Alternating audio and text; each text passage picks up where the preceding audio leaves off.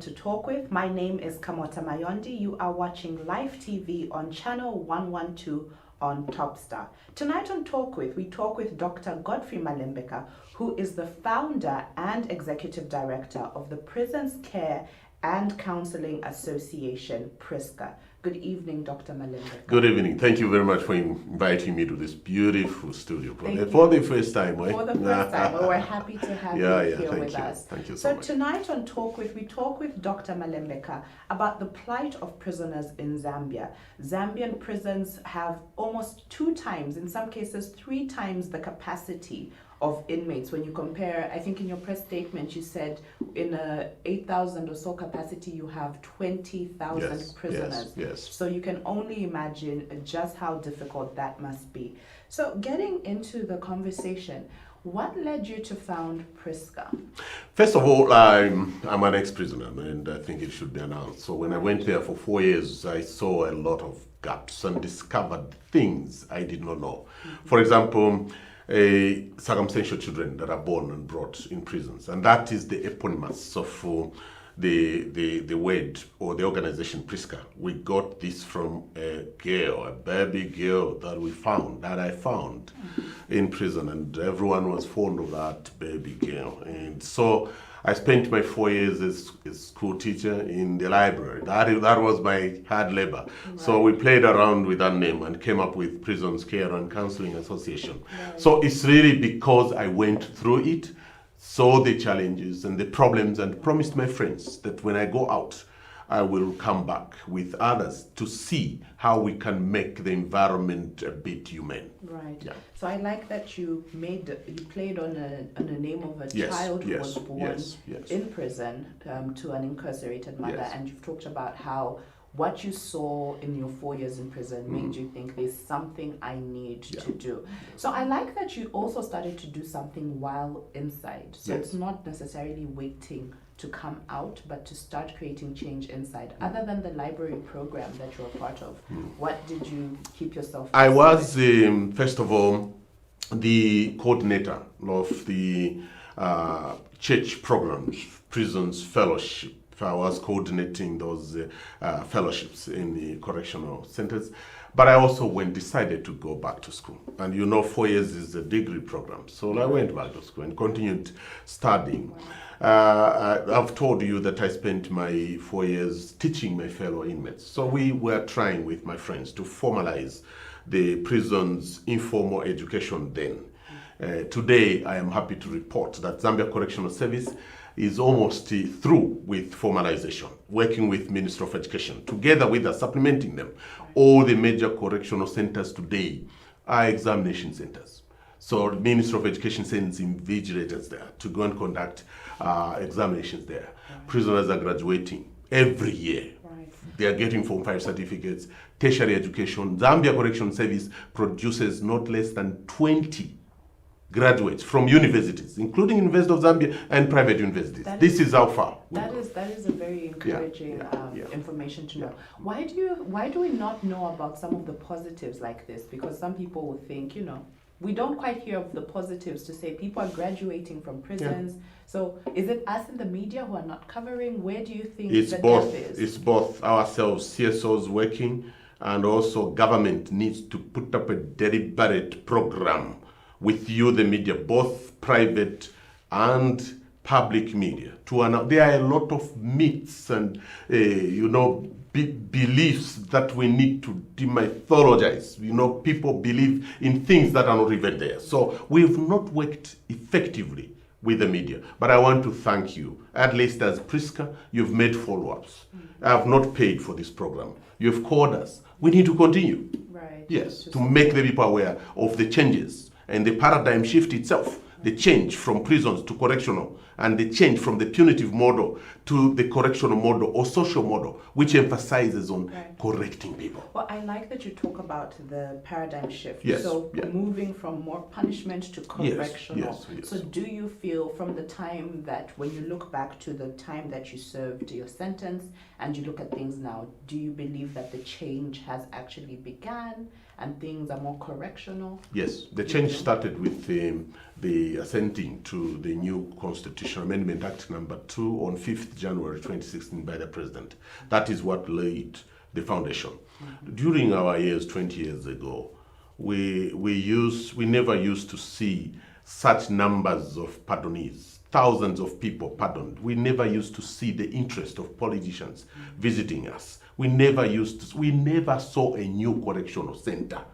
These new correctional centers started in 2013. Mwembeshi Maximum B was actually finished and opened in 2013, but UNIP started it in 1976. You can imagine how they ignored that. And so we have 4 brand new. We have a new correctional center in Kalabo. Area on, people were kept in those tiny red brick tobacco ban buildings like the one we had in Kabombo also. So we have seen those. We have seen a new correctional center in Monze, Luwingu, and rehabilitation of many. I've talked about taking prisoners back to school. We've seen all these programs. So yes, change is there. We are not yet there, but things are changing. What for you would be the ultimate end goal to see that yes, people are serving sentences, but while they're there, they're not... they're on the way to be better citizens when they come out, or even their stay there is better. So what for you, you say there's work still being done, what for you is the best end game of all of this? For me, the end should be the actualizing or operationalizing the paradigm shift itself. Okay. Social model, correctional model calls for more funding from government. We should not rely so much on our cooperating partners. Cooperating partners are like CSOs. They supplement the government. So we need more funding so that Zambia Correctional Service then can now reprogram, can retrain and change the perception, and also strengthen the extension service. Because you see previously in the old model, the punitive model, the relationship between you and officers ended on your EPD, the last day, when the officer in charge is giving you the last advice. And he says, bye, that's the end. But this new model means that there is the extension program where these inmates will be followed. How are they reintegrating?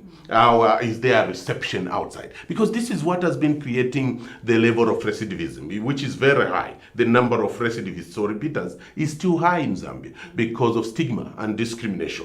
So we are waiting for a day when people will accept and give second chance to those, the so-called wrongdoers in a Christian nation. And we expect that to be done because now they are voters and politicians. Pay attention where there is a voter. You will see how they are now going to pay attention to these people. This is the reason why I went to court to petition that they should be allowed to choose leaders of their choice, because they are Zambians. Right. Yeah. So before we get into the human rights or the constitutional rights aspect of our conversation, I'd like us to touch on the misconception. So you talk about the fact that when people come out of prison, there's a high rate of them going back because they cannot integrate into society.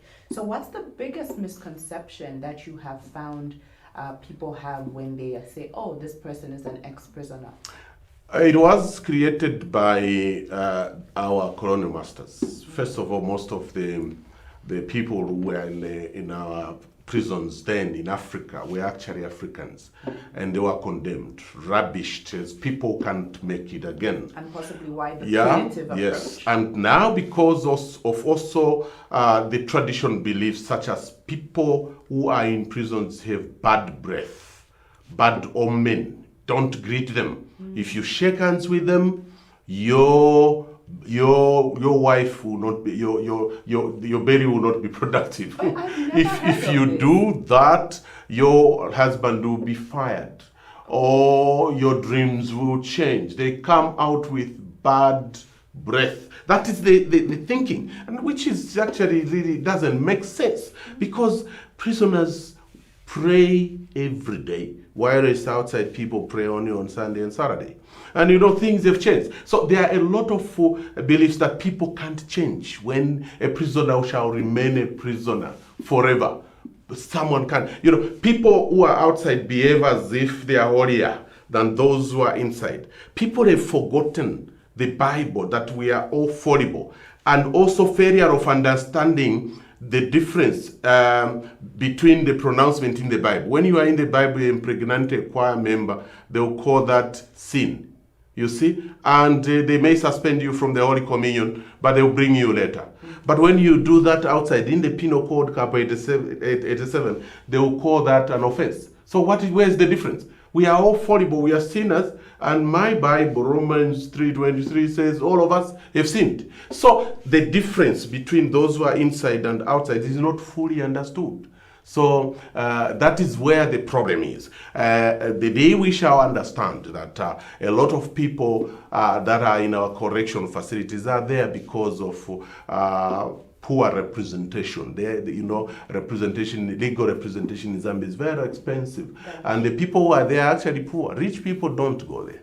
They find their way to get bail, bond and so on. And even if it is cash bail, they'll pay. Well, I like that you've taken the conversation to that side. When it comes to one's financial position and whether it means they get bail or whether it means they have a great lawyer to represent them and to win a case. So in your case, do you feel there's a certain amount of privilege, financial privilege, that allowed you to be in prison, to see things a type of way, to become a librarian, to then come out and create an organization? So do you feel it's from a place of a certain privilege? No. You see, correctional officers or prisons officers, if you like, are trained in what they call penology.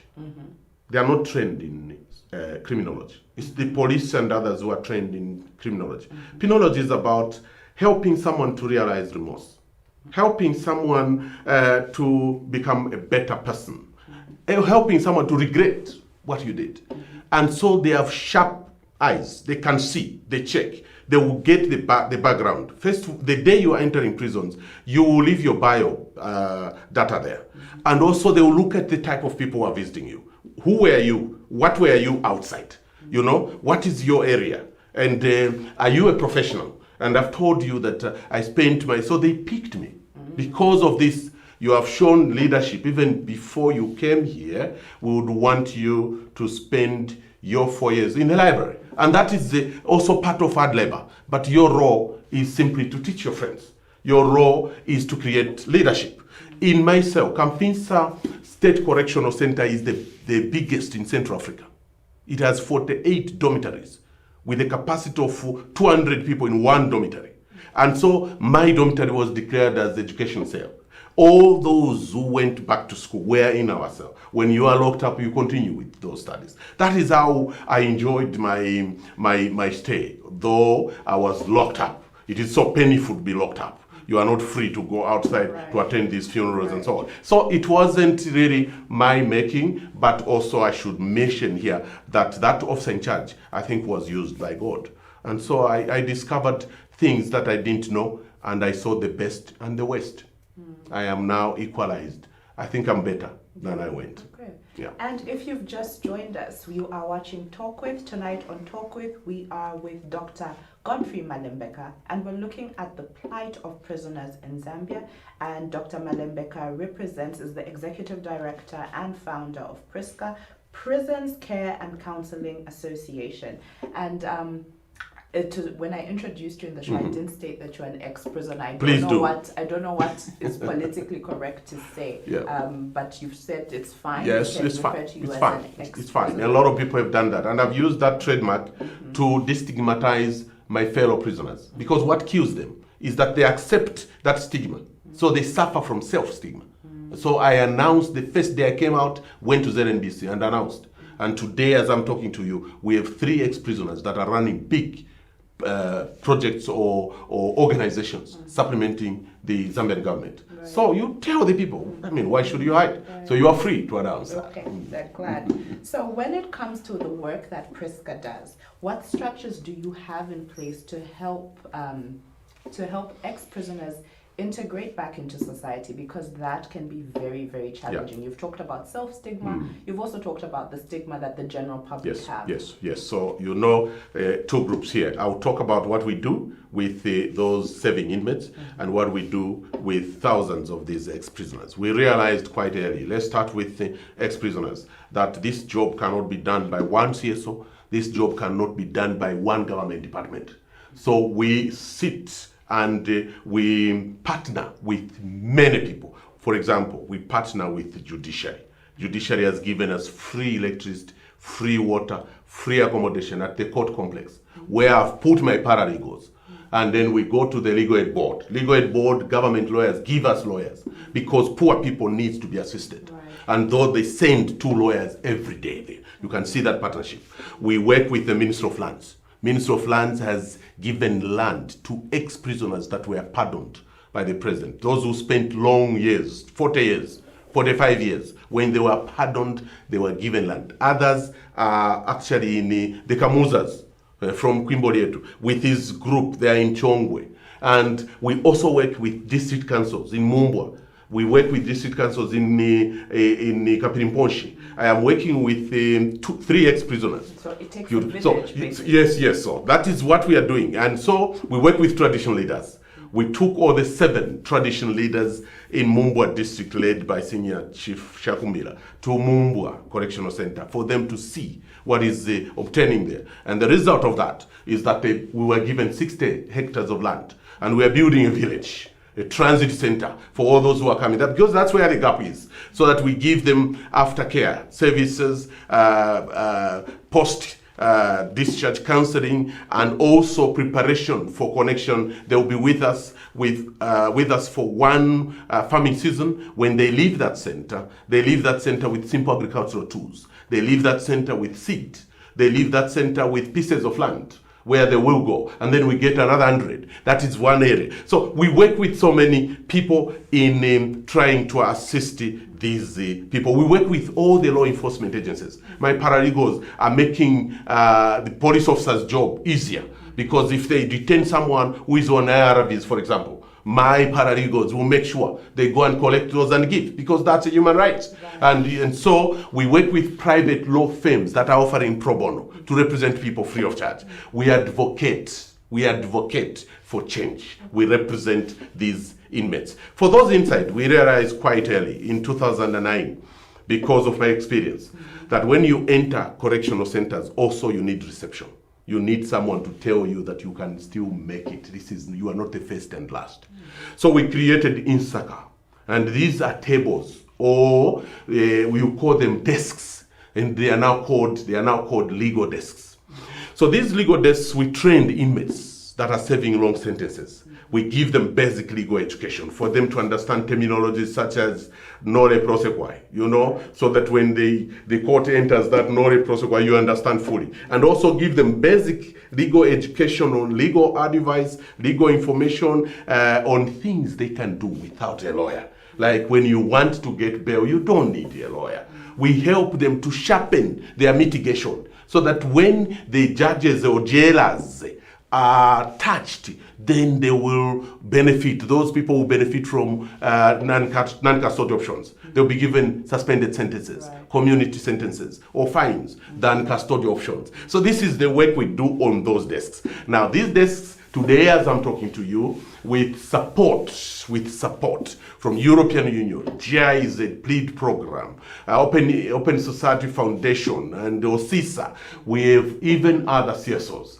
that are running those desks. And so the model itself has even attracted the legal aid policy, government document, and we pray that in the next budget they will start funding, because now government is going to employ paralegals in Zambia. Earlier on they were not recognized, but they are now recognized. So this is the work we do. We also give direct support to those circumstantial children that are born there. I don't want to forget them. We supplement them. We provide milk for those non-breastfeeding children, because the relatives have said we don't want to touch a prisoner's child. That will bring problems here outside, and that's how bad the situation is. So we go there to give free legal representation. We pay from our donors the legal fees for them to be represented. This is the work we do. We are also involved in mental health. I am trained by, the donors sent me to Hungary, Budapest, the Central European University,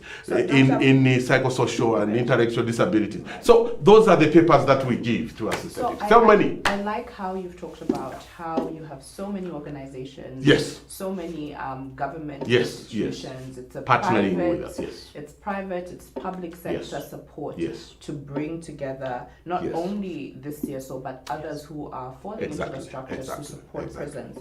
When you talked about, for example, certain ex-prisoners being given land and being aided to help them get into society, to a person who says, why does it seem like you're rewarding someone for wrongdoing? How would you respond to a question such as that? Because land is expensive, land is difficult to come by. So how do you make people understand why it is that these people do deserve to be given land? First of all, you don't cease to be a Zambian when you go to prison. The only right that will be compromised is your right to liberty. The rest of the rights are still yours. That is number one. So when they come from prisons, they don't go to heaven. They join us. Do we want them to go back, or we want them to settle and become better persons? If we want them to settle and become better persons to contribute to the national development like I'm trying to do, then they should be given such. Secondly, retributive justice, the one we are following, left by the British, our colonial masters, simply means you have paid the state. When you finish your sentence, it's done. You have paid the state.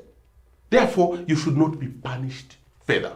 Earlier on, I was discussing, who is perfect? If God today decided to come and sit there to judge everybody, we shall close all these correctional centers and resort to the stadium, maybe Revmwanawasanda, because everyone will be found guilty. That's the truth. So you are not in prison because the police did not, when you committed that offense, the police was not there. Because the law enforcement agencies are very few. Let's just wait, maybe in the next 50 years, Zambia recruits 1 million police officers. You will see how many people will be captured. So that's the reality, that's the truth. So let's not condemn them. We need to empower them when they finish the sentences so that they don't do what they did to the other person. Right. So if you've just joined us, you're still watching Talk With. My name is Kamoota Mayondi, your host, and I'm speaking with Dr. Malembeka, who is the founder and executive director of Prisons Care Association, Prisons Care and Counseling Association, P.r.c.c.a, and he is a proud ex-prisoner who is creating change in the lives of people like himself and others. So getting into the different organizations you work with, how does one differentiate what P.r.c.c.a do and what the Zambia Correctional Facility does? So how do you partner together? What is the difference? First of all, what we are doing, the entire job is actually for Zambia Correctional Service. We are supplementing them. Why are we supplementing them? In almost all the ministries and government departments, not only in Zambia, the entire world, there's this global wind that we need others to assist. So the credit goes to them. We work with them not to take over what they do. They are mandated by the Constitution and Prisons Act Cap 97. We are registered by the Registrar of Societies. So our job is not to monitor officers, but to look at inmates and tell inmates, here I am hanging here, to tell you that you can also make it again. So creating some kind of model.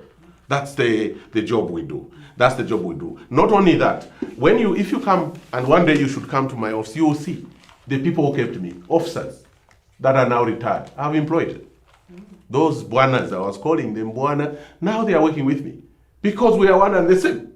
It's very easy for them to go back because they are known. They don't need my authority.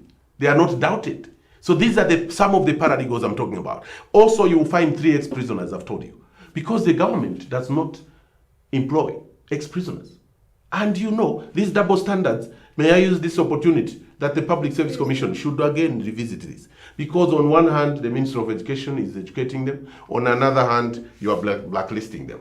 We are losing qualified people, civil servants, to other countries. So that is another topic for another day. But the point is that we decided that we need to begin employing ourselves. And so they get salary, the same salary I get from outside this country, those ex-prisoners, because they have proved that they are able to do that. In Mongo, we have an ex-female inmate, a police officer who was working there, and she found herself in trouble, and that's normal. Pardoned by the president, she went back to Zambia police. I've come back to get my job. No, we don't allow that. I picked that. That's our paralegal. And because she understands police work, she is always there, the police, Mongo police, why are you over-detaining this person? It is this. This is the way it is working. So the world today needs everybody. Even the government needs others to achieve what they need to achieve. Right. Yeah. And so you talked about your time in prison. You served a 4-year sentence, and you've seen the worst, you've seen the best, and it's made you a better person. Yes. And most of us have heard the stories of what it's like to be in a Zambian prison. And I can only imagine how difficult it must be on the mental health of people who are serving sentences. And you talked about being trained to give a form of counseling. Yes. So when it comes to the mental health of prisoners, how does P.r.c.c.a aid them in that counseling aspect of the name P.r.c.c.a? First of all, we have a special paper called Crime and Mental Health and Crime. If you look at some of these heinous capital offenses that are committed, people either smoke something and do such abnormal things, or they have some intellectual or psychosocial disability, which is very difficult in Africa to identify. And this is the reason why, when you are involved in those capital felonies, you appear in court without a lawyer, the judge will not accept. They will ask the legal aid board to provide a lawyer for you, because they also have the right to apply that this person should be assessed before we continue with this case. And that is what creates Chainama East Correctional Center. They are there waiting to be assessed. When they are assessed and the results are that now you can stand trial, that person will go and stand trial. But if the assessment will be that this person cannot stand trial, he committed or she committed this offense because of the mental health problems, psychosocial or intellectual related problems, that is what creates HEPs in Livingstone. We have His Excellency's pleasure. Those who are ordered, they are found guilty, they are not convicted, but there is a special order called HEP under His Excellency's pleasure. They are under the president. And then Chainama, the psychiatrist, will continue with Dr. Msoni, the great man of God.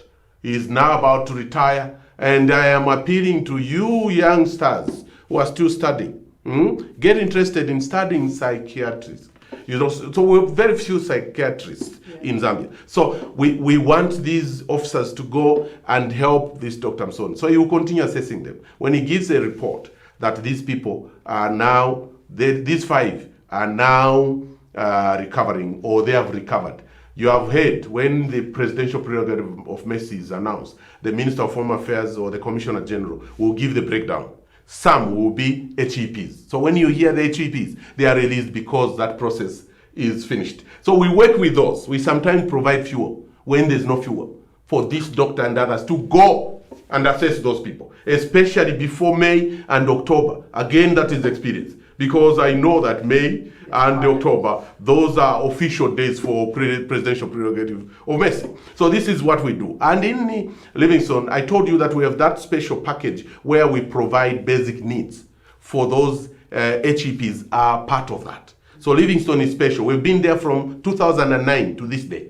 Our office is still operating there. And the one running that desk is a former correction officer, Mr. Jerry. That's my paralegal, and he's doing very fine. So this is the way we work to help those in special needs. Not only that, we give this paper presentation whenever we are going around. Like now, we've just received our funding for the next 6 months. So we'll be visiting all these centers. We go there to give those special tailored papers, and when we are training them, we involve all these classes. Female inmates, and His Excellency's pleasure, we select them carefully because I know them. They are my friends. You get the blue bands from the progression stage, you get those cell captains, you put them together and train them. Right. And then they continue cascading that training when they are locked up in their cells. But it has a ripple effect. Yes, right? yes. I like that your organization looks at the holistic plight of prisoners, from their physical well-being, mental well-being, and bringing us now into the aspects of rights. On the 10th of December is International Human Rights Day, and I'd like us to unpack what are the rights of prisoners. A lot of us seem to have misconceptions on what prisoners can or cannot do, especially right now as we are currently registering to vote. Your organization released a press statement, and I'd just like you to shed more light on, are incarcerated persons registering to vote? Are they not? There's been a lot of mixed stories on this. First of all, I should mention and again thank the government. They demonstrated to show all incarcerated people that if they consistently change and they continue assisting government, the government will not forget them. I am one of the award-winning, the first male ex-prisoner to receive the award from this government. And that award is a Human Rights Defenders Award. It is a newly created award amongst 6 women, prominent women in Zambia. I received that on the same day, 10th December. And I only pray that the government will continue honoring others that have been working in that area. Prisoners, like I said, have all the rights, apart from one. Right to health, they still have. The Universal Declaration of Human Rights 1948 is very, very clear about that. So they are simply human beings that have been identified and they've said, well, I wronged, I did this, and I'm now a better person. So they don't lose any other right. And what actually precipitated the advocacy in 2011, when I wrote the first letter to ECZ, and Priscilla Isaacs responded refusing, that no, because our Electoral Process Act sections 9 and 47 doesn't allow them, we will not allow prisoners to vote. So this journey started a long time ago, 2011. In 2015, I wrote another letter. I'll send you a copy. I have all these copies. I show these copies for people to know that this is not a new issue. All right. Yes. So then in 2015, again, they refused. So when the Constitutional Court was established, I thought we need to put this matter to rest. I didn't go to the Constitutional Court to petition to embarrass the government or ECZ. They are my good friends. I've worked with them. I'm a Zambian. I went there because I wanted the court to put that matter to rest. Why? I read through the Constitution, Cap 1 then. There's no anywhere in the Constitution where they have stopped prisoners from voting. You know, when you check Article 46, you find that what they talk about is simply age. Any Zambian that has attained that is free and ready. You know, when you read the Prisons Act, now Correctional Act, Cap 97, no single article in there, and this is the governing law that governs prisoners, no single article that stops them. So it was only in the Electoral Process Act, and those sections I've mentioned, 9 and 47. So I went to the Constitutional Court simply to ask them one question. The supreme law of the land is the Constitution. Why are we allowing this subsidiary law to supersede the Constitution? That was like drinking water. They simply said no. From now on, let's follow the Constitution. They will all vote. And they said all incarcerated people, whether you are awaiting trial, a remandee, or convict, even those in the police cells, allow them, as long as they are Zambians. So this is what happened. Now, to debate that whether they should vote or not is actually time wasting, because that's water under the bridge. What we need to do is exactly what ECZ did. ECZ put in place a committee in trying to actualize that judgment. How will they vote? So we've collected submissions from inmates themselves, 30 correction centers visited. We've collected submissions from 4 countries in Africa that has been allowing prisoners to vote: Lesotho, South Africa, Kenya, and Namibia, to teach us, to help us how we can do it in Zambia. And we've also invited political parties. We've received submissions from political parties, from judiciary, the entire judiciary, led by the Chief Justice. We've received submissions from LAS, led by LAS President. We've received all those. So we've compiled the mechanisms. And those mechanisms will be announced soon by ECZ on how they will vote. But if people are interested in what these submissions are, especially from inmates, I'm ready to tell them what inmates are saying. Because they have watched what is happening outside, inmates have said we don't want to be divided. Just give us television sets, big screens, radios. We already have some. We are already following those politicians. So we shall follow them, but we will allow them to come and monitor the way we will vote. That's what they have said, most of them. It's prisoners themselves who have said that. We don't want to be divided here. We don't want cadres and a lot of people to come here. So do you feel the fact that you're saying prisoners are in the know via radios and televisions, they know what's happening out there? Yes. Do you feel that people who are incarcerated can make an even level-headed judgment on who they want to be led by? Especially when they also said that we want all the manifestos from all political parties. We want their flyers.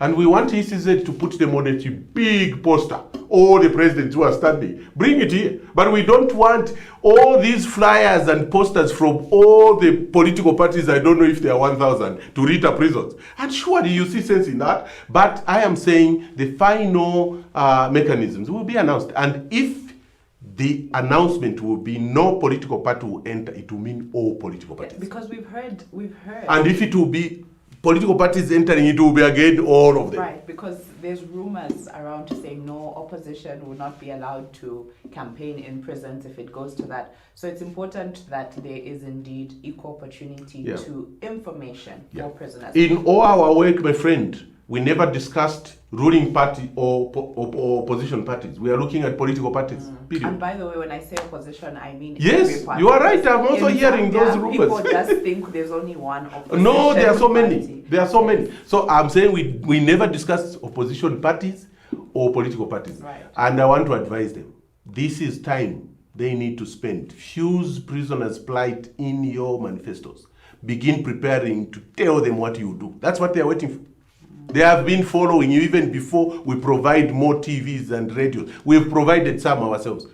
We provided big ones, 7 of them. We need to provide now. Well, the conversation would also lead to some media is biased, so that's a conversation for another. They have also submitted inmates that they want the cooperating partners, and I want to use this opportunity, and CSOs like ourselves and even government, to come not only to get airspace from public media, but also private. Pay, go TVN, so that they watch and follow everyone. This is what they are submitting. You know, if there's any world that doesn't believe in this regionalism we are hearing outside, when you go to prison, you are part of that one family. They were quoting examples of what happened in Sesheke when we visited them. So sad. You know, the other point is, the Commissioner General has powers in the Prisons Act to transfer any prisoner to any place. I spent my 4 years at Kamfisa. I come from Northwestern. There are people from Northern who are in Southern. There are people from Western Province who are in Eastern. Prisoners. And there are prisoners from Eastern who are in Northwestern. So that's why they say we are a family here. And now they are saying, Dr. Malembeka, what you have done, you are our friend. Now next year we shall also announce One Zambia, One Nation. Before that, we were not part of Zambia because we were not choosing leaders. Right. So this is what is there. So before we get on with it, we have a text message. So let's see what this text message says, and you can address the question for us. Good evening, Dr. Malembeka. Your passion and commitment to the work you do is really inspiring. Enjoying the show. Can you speak about the disparities between incarceration statistics between men and women? Are men more prone to breaking the law, or are women given less harsh sentences? Sincerely, Shuko from Lusaka. What a question, intelligent question. First, let me tell Shuko that we have less than 1,000 incarcerated women. There was Zambia. But we have 20,000, close to 21,000. So that tells you that we have about 20,000 male incarcerated people. The answer is we need a survey. It is either women are better than us, let's commend them, let's congratulate them. They are less than 1,000. The entire Zambia. Or judges and magistrates are more kind to them. They are receiving more suspended sentences. So I don't know. But if you check the statistics, women are more than men in Zambia. So let's just say thank you to our mothers. That is why we need to respect them. That is why government needs to provide all the special needs they need. Fund them so that they get all those special basic needs required for our mothers. So this is the women in prison? Yes, yes. Very few of them. And they are so kind. Right. But they may face harsher environments because of their needs. But their needs and also history. You know, it's only now that the current correctional service is now declaring centers and they have built standalone prisons. Previously, they were just part of the many prison, and most of the officers in charge were men, male officers in charge. We have seen now a few female officers in charge. Commissioner General should continue that route. And when we receive enough support, we need to continue isolating them. They need to govern themselves. We have a lot of educated female correctional officers. I am happy with what is happening, but I'm telling you the truth, that they were simply they were under the officers in charge. So our strategy as P.r.c.c.a, when we train 25, we always get 5. Why do we get 5 and 20 male, 25 female inmates and 20 male inmates? I've given you the statistics. Yeah. We have less than 1,000. So 5 versus 20,000. 5 can yes. That's what we do. Okay. Well, thank you for that question, Shuko. It was a really good question, and it's also important to note. Maybe someone is watching and thinking P.r.c.c.a only help men, but you do incorporate both men and women. Let me even talk about one special project we did only for female inmates, so that people are aware. Please go ahead. We received funding from churches in Netherlands where I went for a short course and I attended the big church, sang. I'm a singer. I've been singing for 45 years. So people were in love and made donations. What can we do? I sowed these. I talked about male inmates. I talked about those with disabilities. I talked about women. They said we are going to procure sewing machines, knitting machines, overlocking machines. 220 female inmates, 11 sites benefited from that program. Trained, certified by TVETA. And as I'm talking to you, a good number of them are running their own timber. And I'm so proud of that. I have written my friends back and I've told them we want to go rural so that we see if we can train some in Zambezi, in Rundazi, in Chipata, and the other rural correctional centers. Right. So this is how close I am to our mothers, because that female circumstantial child was a girl, P.r.c.c.a.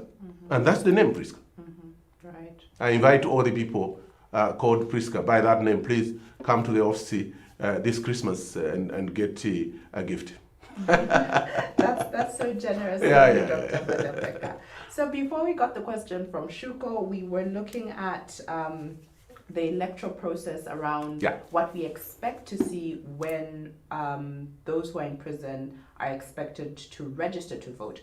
I registered to vote a couple of weeks ago, and capacity looked like an issue. I spent 9 hours in a queue waiting to register, and there have been different stories from different people saying where I went there was only one person. And of course, as the weeks have gone by, you can see that the ECZ has tried to implement certain things to help people register, more people. So you have certain centers opening for 24 hours and that type of thing. How do you expect it to work when it comes to the prisons in a seemingly already struggling registration process? Let me tell the people that I've been shedding tears of joy from the time the ruling was done, up to the time we finished the mechanisms in that technical working group. But last night I was shedding tears, not of joy, because of expectations. I want to appeal to ECZ. You know, that judgment will only be actualized if we give prisoners the 2 prerequisite documents: national registration card and voters cards. So my appeal goes to the Department of National Registration, Passports and Citizens. They have not done well. They have not finished issuing NRCs. If they have finished, I am sorry. I've not received that from my paralegals. It will be very difficult for ECZ, and actually they will not give voters cards to those who have no NRCs. So please go, work simultaneously with ECZ. You, Department of National Registration, we shall cry, we shall pray that you did not do your part. There are a lot of people, when we visited 30 correctional centers, that have no NRCs, that went to prison when they were young, 20 years ago. Now they are eligible. But they are saying, please bring my card. Tell those people to come and give me my NRC so that I get the voter's card. That judgment will continue gathering dust. There will be very few people that are going to vote if that department doesn't go. ECZ, you announced on your own. I am part of the technical working group. I allowed and accepted that it is possible for you to register them in the last phase, which is 1 week. Why? Because of the collective agreement. I would have loved you to include inmates so that they also benefit from the registration. They're all 4 weeks. But it is possible for you to register inmates because it is easier to register people who are in a controlled place. You just blow the whistle, they will parade. We have done HIV testing and name it, other programs. It's very, very easy. The people outside are busier. They are involved in different businesses. Those you can manage. Please commit yourself. Use sustained commitment. Work with Zambia Correctional Service closely with all of us who have been working there for 20 years to inform them on the importance. We should have done that. We didn't have the capacity to move, to go around and inform our friends. I've only used my paralegals to do a bit of that. But this time around, you go flat out. Instruct all your staff. Register those people so that they get the voter's card. They will be, you see, we've been disenfranchising those people for 56 years. This is not fair in a Christian nation. Prisoners are treated as second class. Yes, that's what they are thinking. In fact, I had to explain. And I'm happy that we have very committed the new P.r.c.c.a. Please continue announcing this. Prisoners were asking, why are we given the last time? Dr. Malembeka, is it because people still think? Is it because people still think that we are second class?